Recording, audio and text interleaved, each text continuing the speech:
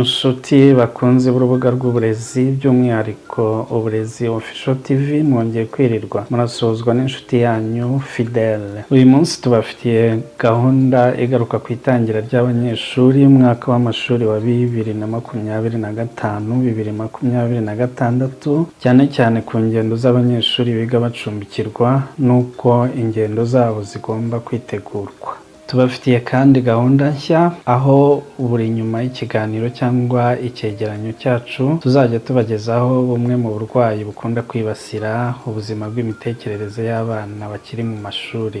Ahari bishobora kuba byarakubayeho cyangwa byarabaye kuri umwe muri bagenzi bawe mwiganaga ku kigo cyangwa mu ishuri rimwe. Ababyeyi, bana, abanyeshuri barimo barezi, mwigire hino mutege amatwi kuko ubumenyi muri bukure kuri iyi cano ni ingirakamaro cyane cyane muri gahunda zanyu za buri munsi. Duhereye kuri gahunda isanzwe y'amashuri, aho nyuma yo gutangaza itariki yo gutangira umwaka w'amashuri wa 2025-2026 hatangajwe gahunda y'ingendo ku banyeshuri biga bacumbikirwa. Iyo gahunda ikaba izatangira ku wa gatanu tariki ya 5 z'ukwezi kwa 9 2025, igatangirana n'ibigo bibarizwa mu turere twa Ruhango na Gisagara two mu ntara y'Amajyepfo, Ngororero mu ntara y'Iburengerazuba, Musanze mu ntara y'Amajyaruguru, Ngoma na Kirehe mu ntara y'Iburasirazuba. Naho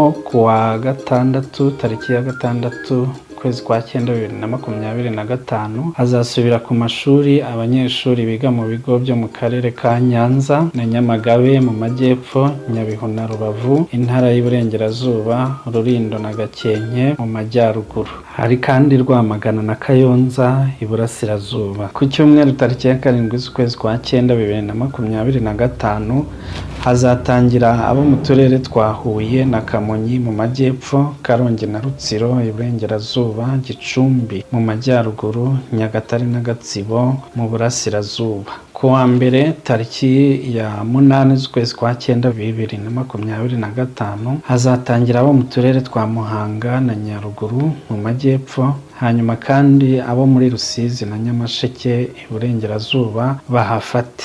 Ab'i Bugesera mu Burasirazuba ndabaramukije, hanyuma Nyarugenge, Gasabo na Kicukiro mu mujyi wa Kigali nimwe muzaba mutahiwe. Hakazaba hatahiwe kandi abo muri Burera yo mu Majyaruguru. Banyeshuri bana bacu rero, uburezi official TV bifurije urugendo ruhire mwese muzagere ku mashuri yanyu amahoro.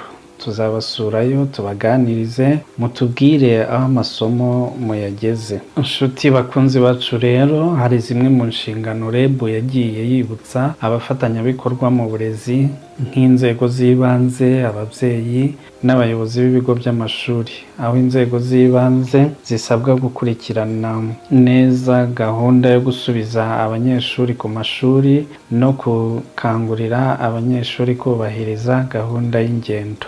Naho ababyeyi bo bakaba bibutswa kohereza abana hakiri kare, nibura abana bakaba batangiye ingendo mbere ya saa 5 za mu gitondo. Hari kandi kugenzura ko abana bambaye impuzankano mbere y'uko bava mu rugo, gutegura amafaranga y'urugendo hakiri kare. Ababyeyi baributswa kandi gutegura amafaranga y'urugendo azagarura abana mu gihe baje mu biruhuko. Abayobozi b'ibigo by'amashuri barasabwa kwitegura abanyeshuri neza, gushyiraho itsinda rigamije kugenzura uko ibikorwa by'isuku byakozwe uko bikwiye.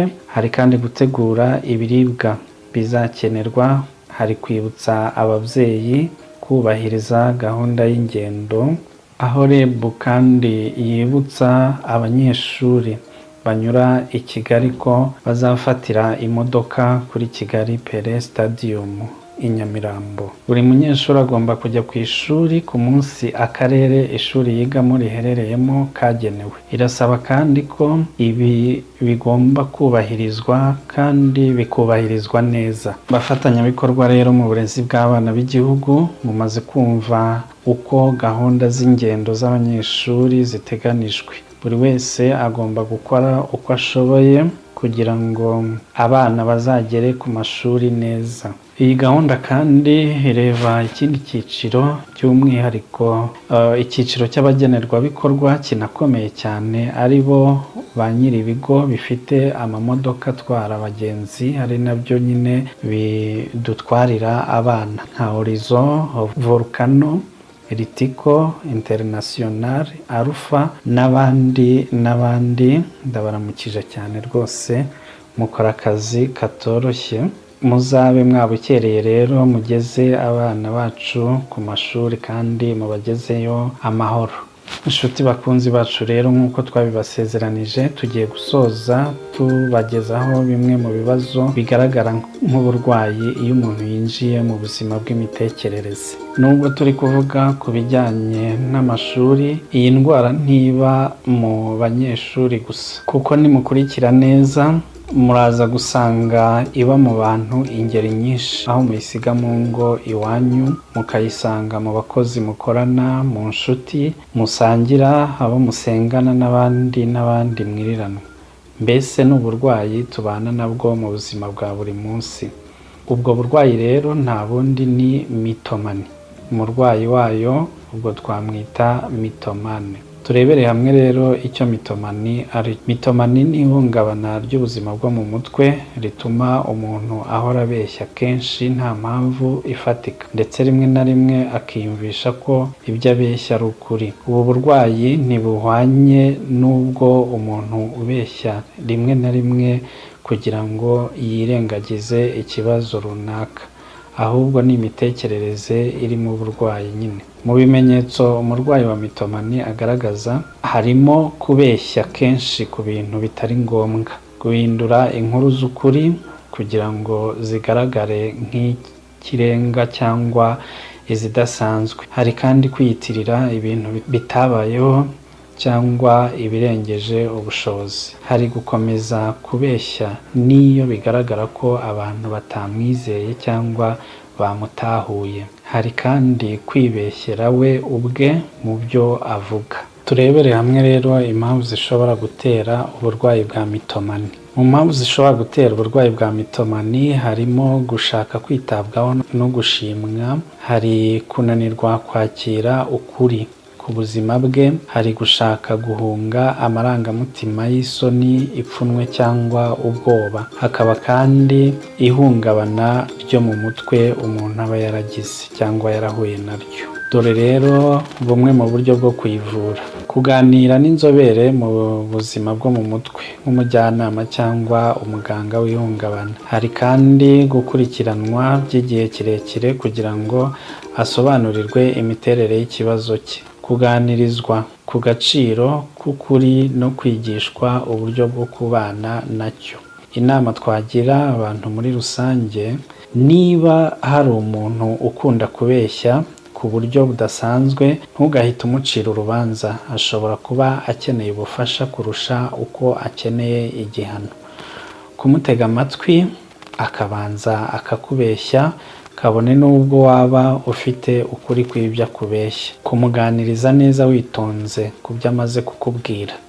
Kugana umusipesiyalisite kugira ngo abafashe byisumbuye nabyo ni ngombwa. Iyo umurwayi yamaze gusobanukirwa neza ko afite iki kibazo, kugikira abigizemo uruhare biba byoroshye cyane. Inshuti bakunzi bacu rero, ni mucyo ducukirize ahangaha, tuzagaruke ubutaha.